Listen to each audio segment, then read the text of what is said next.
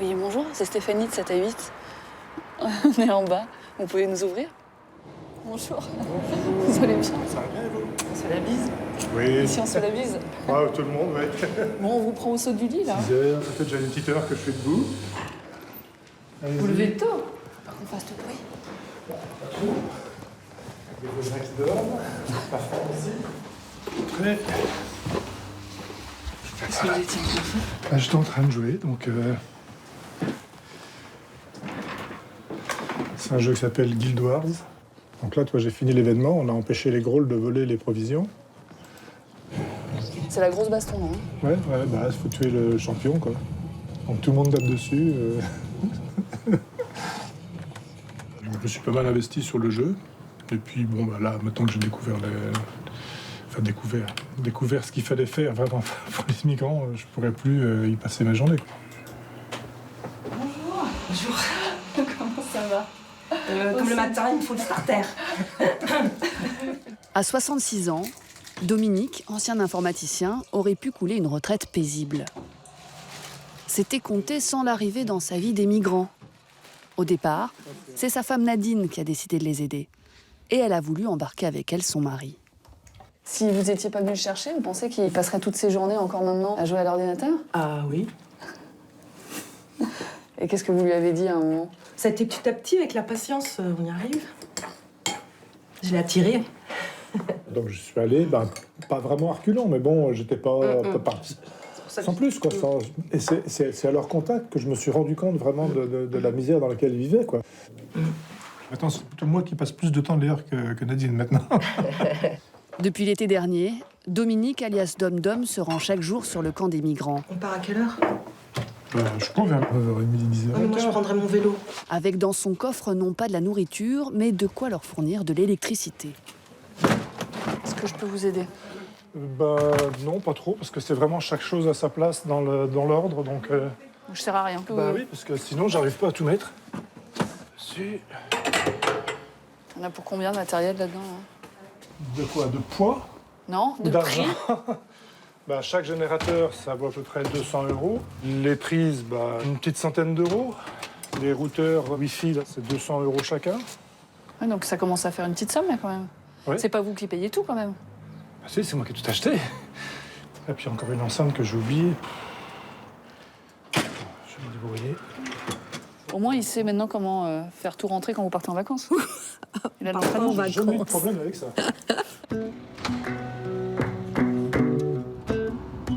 À 15 minutes en voiture de chez Dom Dom, le camp de migrants, baptisé La Jungle. Un terrain vague de 18 hectares, où s'entassent entre 1000 et 2000 personnes. Là, c'est la communauté afghane et pakistanaise. Le camp est organisé par communauté, en fait. Oui. Salut, Kess. Tu vas bien?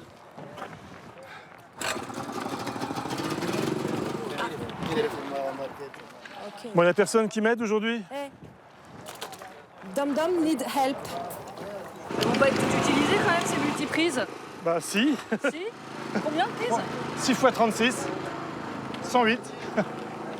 Dans cette partie du camp, l'installation de Dom Dom est la seule source d'énergie pour des centaines de migrants. Là, on voit que toutes les prises sont occupées. C'est bien qu'elles soient toutes prises. Waiting for him. Tout le monde l'attend. Quand est-ce qu'il arrive, notre ami français? Parce qu'il apporte du Wi-Fi gratuit et de l'électricité. Là, mon téléphone, il n'a plus de batterie. Je vais aller le recharger. S'il n'apportait pas le générateur, ça pourrait rester comme ça pendant 2 jours. Et si ma famille appelle, elle peut pas me joindre. Elle se demande si je suis pas mort. Alors je le remercie, cet homme. Étonnamment, au départ, ce que les migrants ont demandé à Dom Dom, ce n'est pas l'électricité, mais de la musique. Je vais vérifier que ça marche. Il a d'abord apporté les petites enceintes qu'il avait chez lui, Ok. avant d'investir dans un vrai sound system. Grâce à leur téléphone, les migrants se transforment en disc jockey.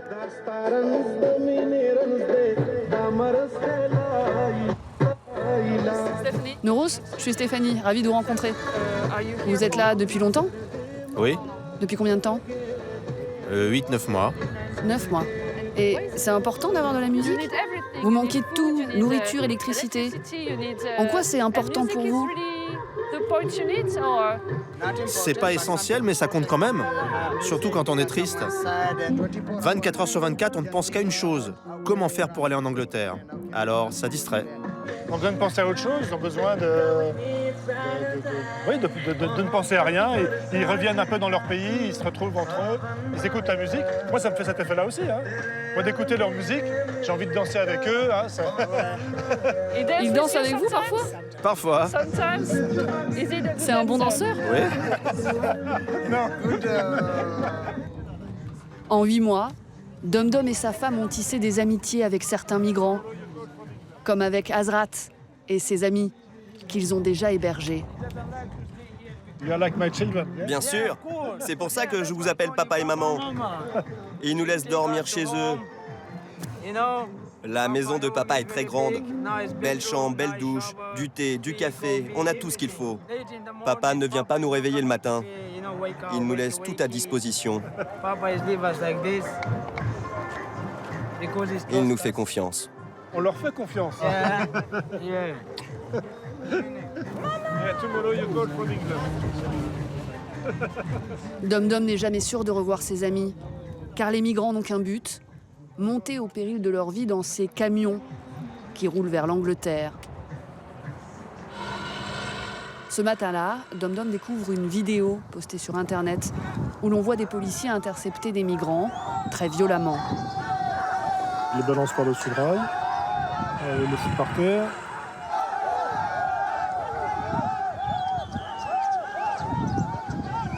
C'est vraiment des gars qu'on connaît, et on sait que ça se passe comme ça. Moi, je suis désolé, j'ai jamais vu un migrant taper sur un flic. Hein. Donc, il y a d'autres armes que ça. Moi, les migrants, quand ils montent dans les camions, si les policiers les prennent et leur disent de descendre, ils vont descendre gentiment. On s'est fait prendre, on a joué, on a perdu, on s'en va. Bon, mine de rien, il est midi. Donc, On fait l'aller-retour et on revient, quoi. voilà. Bien loin de l'univers de la jungle, Dom Dom tient ce midi à me faire découvrir sa cantine. Où est-ce que tu m'emmènes alors? Alors, on va à la friterie, à la baraque à frites. Pour faire typiquement local, là. Bah ouais, hein. Et c'est quoi la spécialité? Là, ici, c'est le ch'ti au maroilles. Évidemment. Donc ça, c'est avec la sauce ch'ti. Donc 2 ch'ti burgers et un cheddar. Mon mari, il mange le sien plus la fin du mien. Vous verriez partir déjeuner? Au jour d'aujourd'hui, non. On est déjà parti 4 jours à Paris au mois de janvier. Le 4e jour, on était pressés de rentrer, quoi. On a pris le train à 7h30, 8h le matin. Et l'après-midi, à 13h, on était sur la jungle. Vous ne voyez pas habiter dans une autre ville? Vous auriez l'impression de quitter une partie de... Des abandonnés. Il vous procure de l'émotion aussi, j'imagine. Ah bah énormément. Moi, chaque fois que j'en parle, j'en pleure. Hein. Je pense pas que ça se voit beaucoup, mais bon, j'ai les larmes qui me montent parce que c'est très fort. Hein. Je sais pas vivre. Je peux pas vivre sans. Si, je peux vivre sans eux, mais je peux pas vivre sans les aider. Sachant qu'ils sont là, je peux pas ne rien faire, quoi. Ah oui. Merci. Bon, allez, Au revoir. à table Bonne journée. alors. Merci. À la prochaine. Au revoir. Mais à peine le temps de manger, Dom Dom a été appelé par un migrant qui l'attend à la sortie d'un supermarché.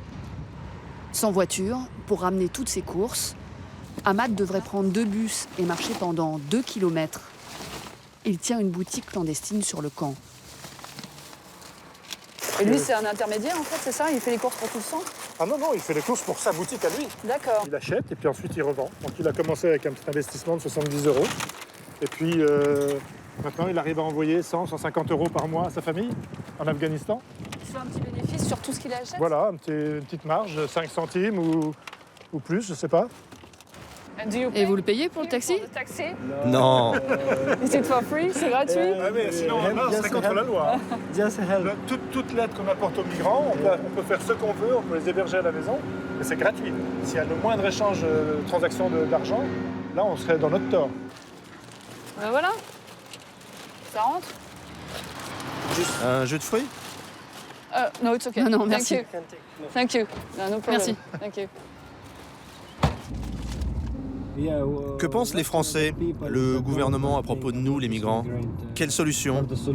For me, the solution is in your country. Oh, regarde, il y en a plein qui sont en train de monter dans les camions. Si on les repère, ils vont se faire dégager. Sinon, ils auront la chance d'aller à Londres. Avant de rentrer au camp, Ahmad veut finir ses courses dans un deuxième magasin. Oh là là. Tous les gens de la jungle viennent ici, ça fait des problèmes. All waiting for entering. Oui, le gars de la sécurité les fait entrer un par un. Ils ne peuvent pas les empêcher de rentrer. Mais ils savent aussi que s'il y a 50 personnes dans le magasin, il n'y a que 3 caissières et les gars vont forcer, quoi. Ils vont passer Sans payer. sans payer. Et vous comprenez que du coup, certains Calaisiens en aient marre des migrants et protestent contre leur présence ici? Mais oui, je comprends que là, c'est un magasin. Donc le magasin, il essaie de gérer. Il a perdu peut-être 50% de sa clientèle. Donc il faut les comprendre aussi, quoi. À cause de la présence des migrants? Oui. Bon, je vais aller voir Ahmad. Bonjour. Bonjour. Il est avec moi. Voilà. Spinach. Il y a des épinards? Pendant que Dom Dom et Ahmad font les courses, un autre client a déposé à l'extérieur un caddie plein de nourriture. Un don pour les migrants. Le généreux donateur, en survêtement rouge, doit se justifier auprès du vigile. Ils ont faim. Ouais, mais c'est pour ça, depuis ce matin, ils nous ont escassé tout dans le truc, ce matin. Vous voyez?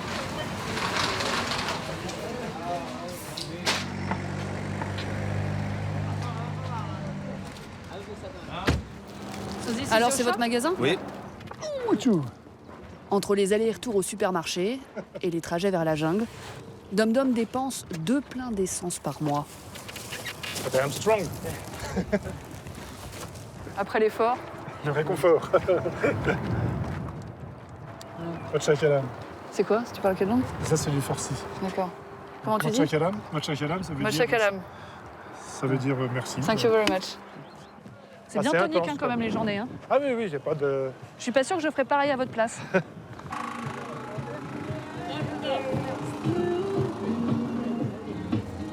Malgré son énergie, Dom Dom s'est fixé des limites.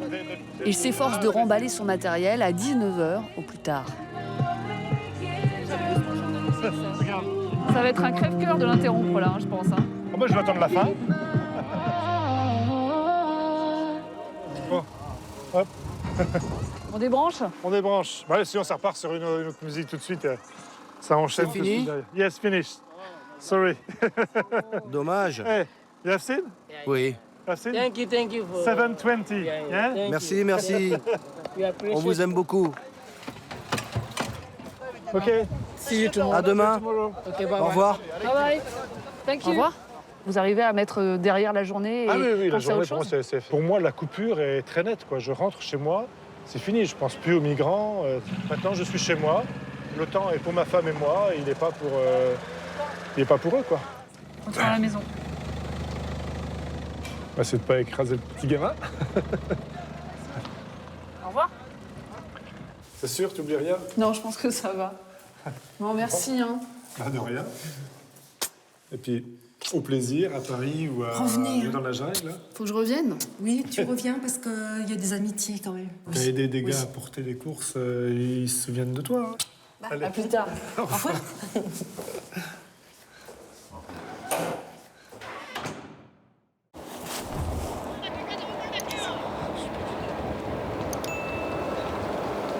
Le feu vient tout juste de prendre sur le bitume de l'autoroute A16.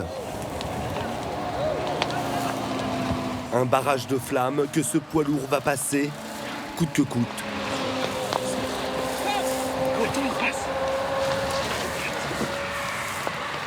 Borne kilométrique 93, en banlieue de Calais. Il est 2h du matin.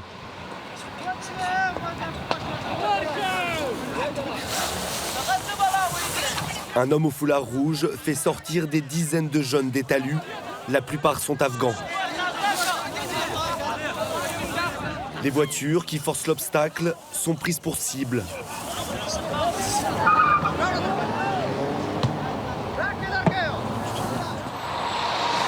Les camions finissent par s'arrêter.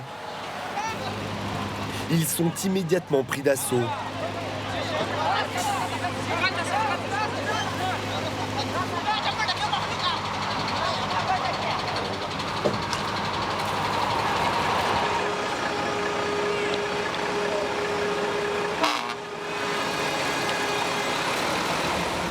Ces jeunes, dont certains sont encore adolescents, n'ont qu'une idée en tête, monter dans ces remorques et embarquer sur un ferry à Calais pour gagner leur Eldorado, l'Angleterre. Devant le barrage, un homme encagoulé, probablement le passeur qui s'assure que l'embouteillage reste en place.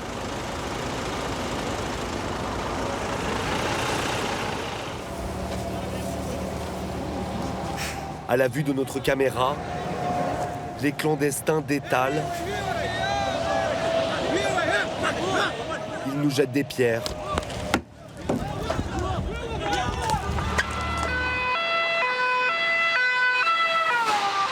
Les policiers mettent une quinzaine de minutes à se rendre sur les lieux.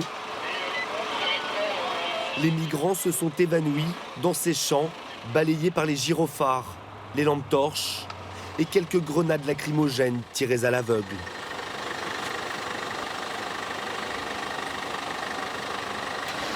Qu'est-ce qui se passe, monsieur?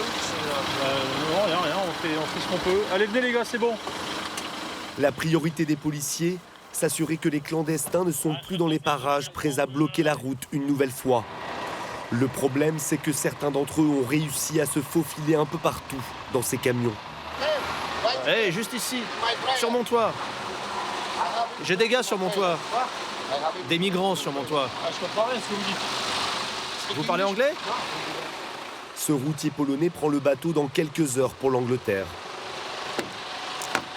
Vous allez faire quoi maintenant? Bah, je vais rien faire. Je vais aller à Calais au terminal des ferries pour voir s'il y a des clandestins dans mon camion. Et demander à la police de vérifier.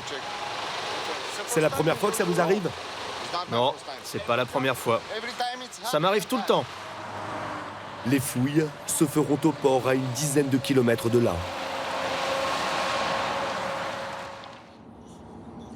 Sur la route qui mène au terminal, les barrages se multiplient depuis environ 6 mois. Pour faire face à ce nouveau phénomène, environ 350 policiers et gendarmes sont mobilisés chaque nuit sur cette route de tous les dangers. Ah, là-bas, ça grenade derrière. Moi, j'ai rien pour enlever. Et s'il y a quelqu'un qui a des pelles ou la drire, elle arrive. Si la drire, elle arrive. Aux côtés des CRS, les hommes de la DIR, les agents de l'équipement. Eux aussi sollicités toutes les nuits pour des missions qu'ils n'avaient jamais accomplies jusque-là. Ici, des ballots de paille en feu à pousser sur le bas-côté. Parfois, les barrages sont tellement impressionnants qu'ils doivent utiliser la grue du camion. C'est toutes les nuits comme ça? Oui. 15-20 fois dans la nuit, 30 fois voire. Deux barrages en feu. Ouais. Deux barrages en feu entre le 47 et le 48, il faut qu'on parle, les pompiers sont prévenus. Ils se déplacent toujours escortés par 2 camions de CRS, même quand ils se rendent à leur dépôt pour décharger leur benne.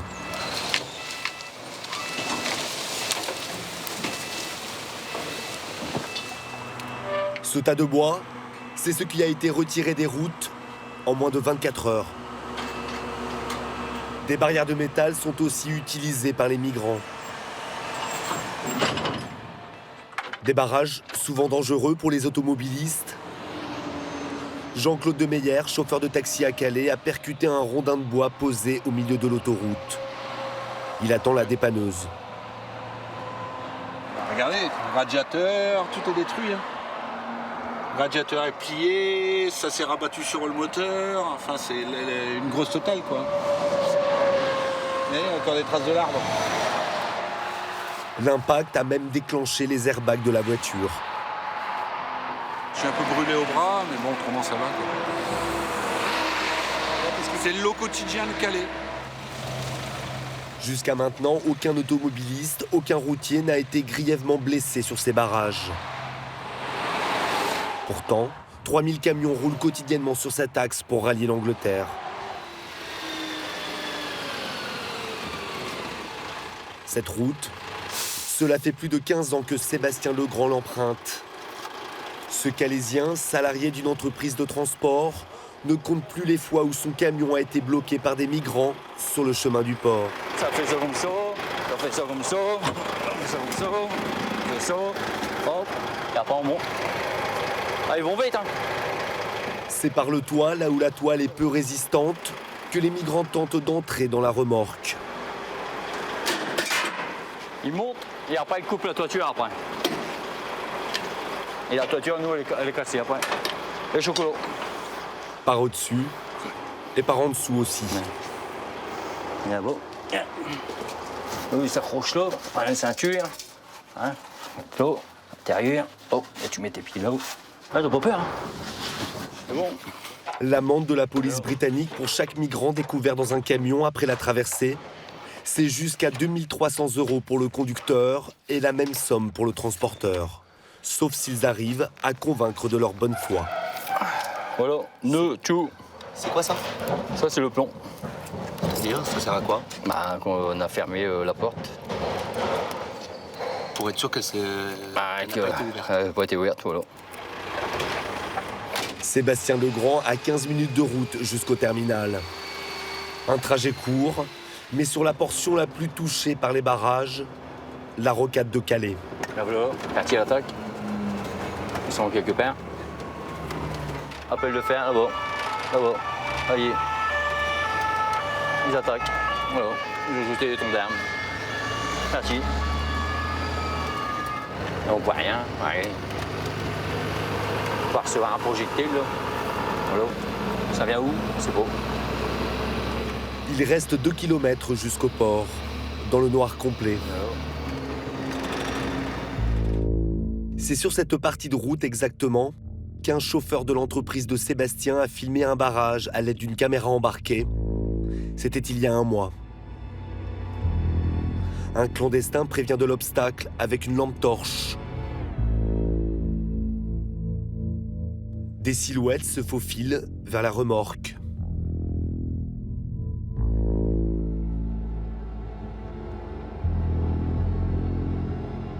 Le camion tente d'avancer.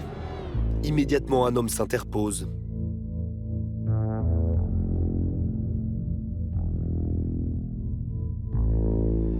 L'opération dure 1 minute 30. Certains sont parvenus à monter, mais ils seront tous évacués par la police avant l'embarquement.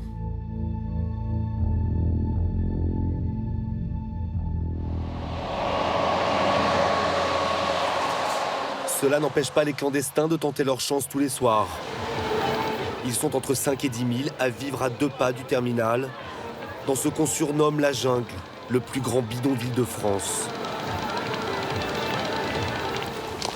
C'est ici que nous avons rencontré Ali, un Afghan de 21 ans. Il dit être menacé par les talibans depuis qu'il a travaillé comme agent de sécurité sur une base américaine près de Kaboul. Cela fait 6 mois qu'il essaye de passer en Angleterre, où il a de la famille. Chaque soir, il emprunte ce chemin de terre. C'est la route des passeurs. Chaque nuit, 200 personnes empruntent ce chemin. Et ils doivent payer 1 500 € pour avoir le droit chaque soir d'être sur un barrage. Moi, je ne paye pas pour ça. Je n'ai pas d'argent. Alors chaque nuit, loin des passeurs, il marche seul pendant 2 heures à travers champs, jusqu'à l'autoroute. Il essaie de rejoindre un groupe et de profiter d'un barrage. Bien sûr que ce n'est pas bien, tous ces barrages. Ce n'est pas bien de bloquer la route et les voitures ont des accidents. Ce n'est pas bien. Il n'y a pas d'autre solution pour aller en Angleterre? Non, c'est la seule solution. En 6 mois, il a réussi à monter à 2 reprises dans un camion. À chaque fois, la police l'a découvert avant l'embarquement. Ce soir, au bord de l'autoroute, Ali ne tentera rien. Notre présence le gêne. Demande aux pompiers si voilà, là je suis juste au pied de la pancarte qui indique sortie numéro 3, Calais Centre. Voilà, donc parfois, les clandestins vont jusqu'à risquer la mort. De Dunkerque. Le brigadier Bianchi fait appeler les secours. Là où il y a tout le temps les barrages, et on est 500 mètres plus loin, en bas du pont. Il vient de découvrir un homme blessé à la tête sur la bande d'arrêt d'urgence. Il est semi-conscient. Un camion, il est pas vu. Ah non, il a une belle plaie. Pour ne pas risquer d'aggraver ses blessures, les policiers ont pour consigne de ne pas le toucher jusqu'à l'arrivée de l'ambulance. Il veut essuyer son Non. on touche pas. We don't touch. Je lui ai déjà dit au moins 50 fois. You wait. Pompier. Sapeur-pompier, ok? What are you doing? Je ne me souviens de rien. You don't know? Je suis érythréen. On peut supputer une chute de camion vu la blessure importante à la tête, mais il s'en sort bien de pas s'être pris un SMIC, pauvre. Lui devrait s'en tirer. Mais depuis le début de l'année, 12 migrants sont morts sur les routes autour de Calais. Sincèrement, par rapport au nombre qui tentent, ça n'arrive pas trop souvent, heureusement. Mais ça pourrait être franchement pire. Le brigadier est interpellé par 3 riverains en contrebas de la rocade. Il y en a un qui s'est fait écraser? Bah, on sait pas, on pense qu'il a été renversé. Ouais, tout à l'heure, il y en avait quelques-uns qui sont passés comme ça. Ah, ils sont passés là, mais bah non. Et nous, on est là depuis tout à l'heure. Il est 3 heures du matin. Avec ses voisins, Christophe Dutte, un chef machiniste, et tous les soirs aux premières loges, bien malgré lui. En fait, on est couché, tous les 2 minutes on est réveillé, donc ça sert strictement à rien de... Les gosses, ils ont du mal à dormir, c'est la misère ici. Voilà, ça tire. Ouais, ils ont reçu un caillou d'un camion, je crois. Ouais, ils ont tiré les cailloux dans le camion. On reçoit les crimos dans le champ, là, c'est même plus un champ, c'est un champ de crimos. Les CRS, ils font ce qu'ils peuvent, mais ça sert strictement à rien. Quoi. 150 000. Ils sont pas arrêtés, ils ont rien, les bagnoles, ils sont dégradées. Moi, j'ai ma bagnole, elle a pris des coups, elle a pris des... Allez, si vous voyez sur le toit, là-bas. Je vais même pas porter plainte parce que ça sert strictement à rien. Non, c'est pas une voiture neuve, mais bon, les poubelles sont attachées. Elles peuvent servir d'obstacle sur les barrages. Parce que si vous attachez pas les poubelles, c'est disparu direct. On les a piqués trop faux déjà. D'ici à la fin de l'année, la jungle de Calais devrait être entièrement démantelée et les migrants envoyés dans des centres aux 4 coins de la France. Du coup, ces jours-ci, ils sont de plus en plus nombreux, de plus en plus déterminés à tenter de passer. En moyenne, 5 d'entre eux parviennent chaque nuit à embarquer pour traverser la Manche.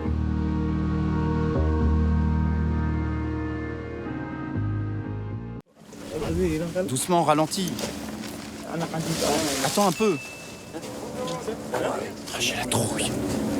T'inquiète pas. Manchester. Manchester.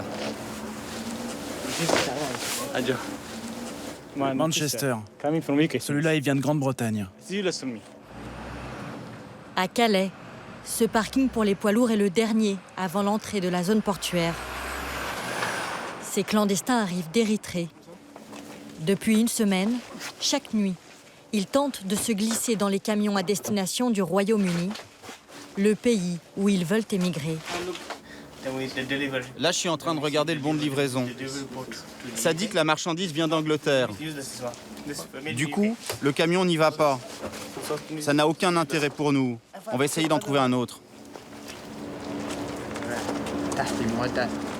Pour éviter que les portes soient forcées, certains chauffeurs les laissent ouvertes. Là, c'est Grande-Bretagne. Celui-là va en Angleterre. Mais le routier monte la garde. Impossible de grimper. Ici, les rideaux de la cabine sont tirés. Le chauffeur doit dormir. Les clandestins en profitent. Ce camion embarque bientôt sur un ferry pour l'Angleterre. Mais ils sont repérés. Qu'est-ce que vous faites là? Cassez-vous de là. Cassez-vous de là. Eh, vous n'irez pas en Angleterre. Les Érythréens s'écartent d'à peine quelques mètres. Ils ne sont pas effrayés.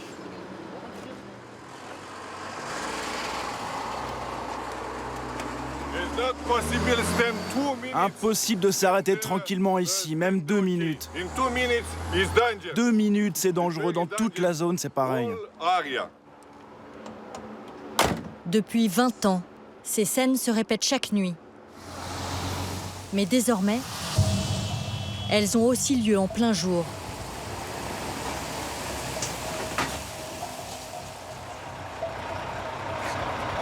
Regardez là, de l'autre côté. Depuis le début de l'année, les forces de l'ordre ont intercepté 17 000 migrants à bord des camions. C'est 2 fois plus que l'an dernier. Calais, 73 000 habitants. La dernière étape avant la Grande-Bretagne pour les clandestins qui arrivent d'Afrique ou du Moyen-Orient. Les côtes anglaises ne sont qu'à 30 km, mais pour beaucoup, elles restent hors de portée. La plupart viennent de pays en guerre. Ils ne peuvent être expulsés. Calais est devenu un cul-de-sac. Chaque soir, ils sont 1 millier, des hommes pour la plupart, rassemblés pour la seule distribution de nourriture de la journée. Elle est gérée par des associations. Les rares femmes sont autorisées à couper la file. C'est le cas de Tsega et de son fils Nahir. Il est content à son chocolat. Comme la majorité des derniers arrivés ici, ils ont fui l'Érythrée, une des dictatures les plus brutales d'Afrique. Regarde maman, j'en ai eu 3. À seulement 5 ans, Nahir a déjà traversé 5 pays clandestinement, dont le Soudan et la Libye en guerre. C'est lui qui fait office de traducteur. Où as-tu appris à parler anglais? À Calais. Vous êtes là depuis longtemps? 1 an. Pourquoi vous êtes venu ici? La maman se méfie. Nahir est plus spontané. Pour aller en Angleterre. Vous avez de la famille là-bas? Oui. On a de la famille en Angleterre. Ils vont devoir marcher une demi-heure pour rejoindre leur refuge. Auparavant, ils étaient hébergés par le Secours catholique dans un centre réservé aux femmes. Certaines d'entre elles auraient battu Nahir. Sa mère a préféré partir. Il y a 4 jours, ils se sont installés dans ce gymnase désaffecté, occupé en majorité par des compatriotes érythréens. Ici, pas d'électricité, pas de sanitaire, pas d'eau, seulement des dizaines de tentes. C'est là qu'ils vont passer la nuit. Le lendemain matin, la lumière du jour dévoile ce que toute la région appelle la jungle.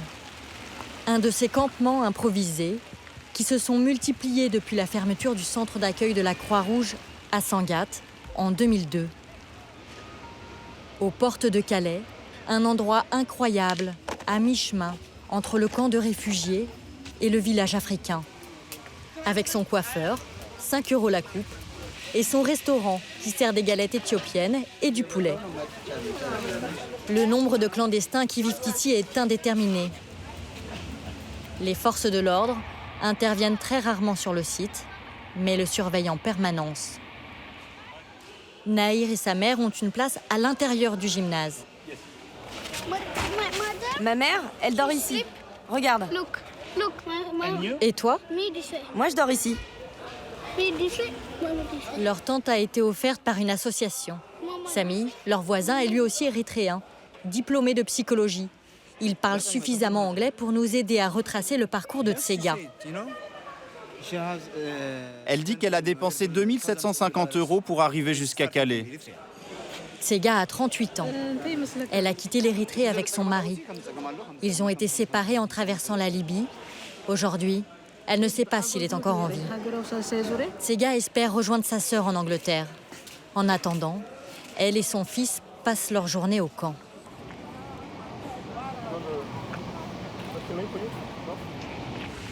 Leur dénuement a ému Michel, un bénévole de l'association Salam. So we go to my house and you can have a nice shower, okay? With Naour. Okay. Nahir? Nahel. Nahir. Nahel. Pas Naour. Naour, ok. Naour, c'est même pas un prénom. Ok. Nahel. Nahel is better. Michel leur rend visite régulièrement, mais c'est la première fois qu'il les amène chez lui. Cette ancienne employée d'un magasin de bricolage a décidé de consacrer du temps aux migrants. Michel, pourquoi tu travailles pas? I worked before, now it's finished.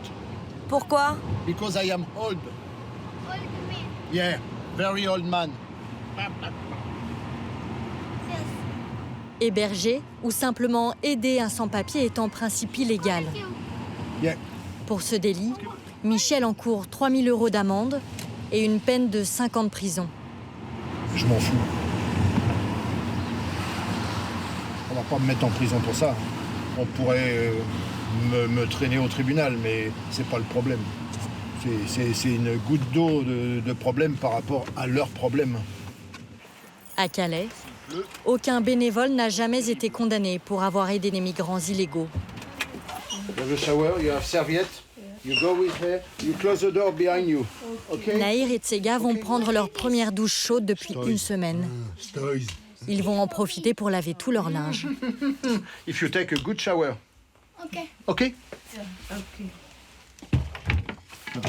Michel n'ira pas jusqu'à les héberger.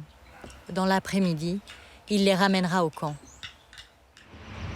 Mais à Calais, beaucoup d'autres habitants commencent à trouver la cohabitation difficile. Bonjour. Ça va? Dans ce salon de coiffure, des migrants sont accusés d'un vol. C'était il y a une semaine. Vous fermez toujours à clé?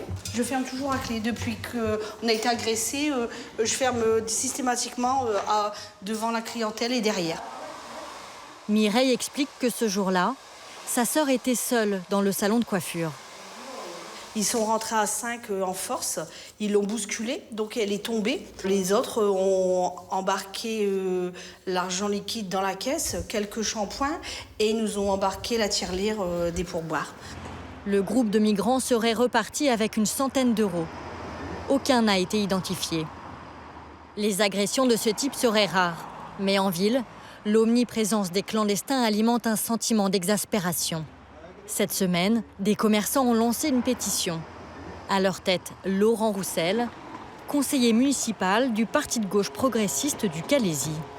Nous ne sommes pas racistes, mais par contre, nous voulons régler le problème de la sécurité de nos commerces et puis la sécurité du personnel et puis surtout de nos clients, puisque sans nos clients, nous ne sommes rien. Vous êtes d'accord avec ça, vous, monsieur? Avec ça? Ouais. Ah ouais, parce que là, il y en a trop de toute façon, on ne peut plus du reste. Hein. Ça fait 20 ans qu'il y a des migrants, on n'a jamais eu de soucis. Ils passaient avant, ils ne regardaient pas, ils rentraient demander où c'était le tabac, de l'eau, puis ça s'arrêtait là. Maintenant, ils rentrent, ils sont agressifs, ils sont alcoolisés. On a une baisse de chiffre d'affaires parce que les gens de l'extérieur, déjà, moi, tout ce qui est la clientèle de l'extérieur ne veut plus venir dans le quartier, quoi. Ce charcutier aurait perdu 10% de son chiffre d'affaires.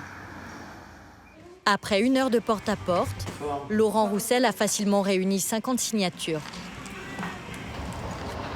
Dans la région, les plus touchés par cette situation restent les routiers. Philippe est chauffeur depuis 34 ans et il n'avait jamais vu ça. Désormais, même les camions-citernes sont concernés. Les migrants se glissent dans les cuves. Comme le chargement ne remplit pas totalement le volume de la citerne, il y a largement la place pour qu'ils puissent descendre. Alors pour sa flotte de 15 camions, le transporteur a dû investir 4 500 € dans un dispositif de sécurité renforcé. Et nous, maintenant, on a ce nouveau système d'antivol. Il faut une clé spéciale pour pouvoir ouvrir le 4e volet. Et seule l'entreprise possède cette clé.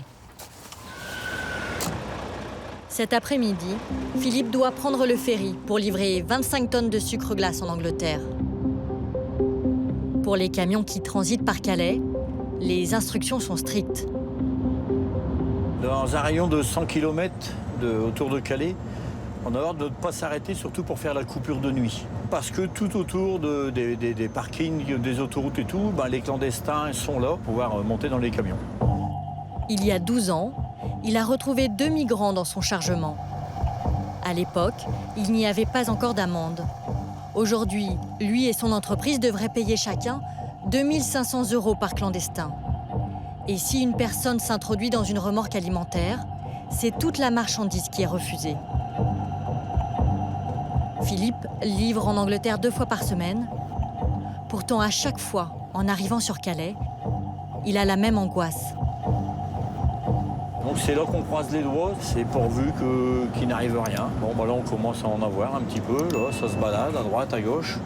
Dès qu'il y a un ralentissement, ça y est, on croit qu'il n'y a personne, et puis d'un seul coup, ça y est, ils sont tous autour du camion. Il y en a une cinquantaine, une soixantaine, une centaine.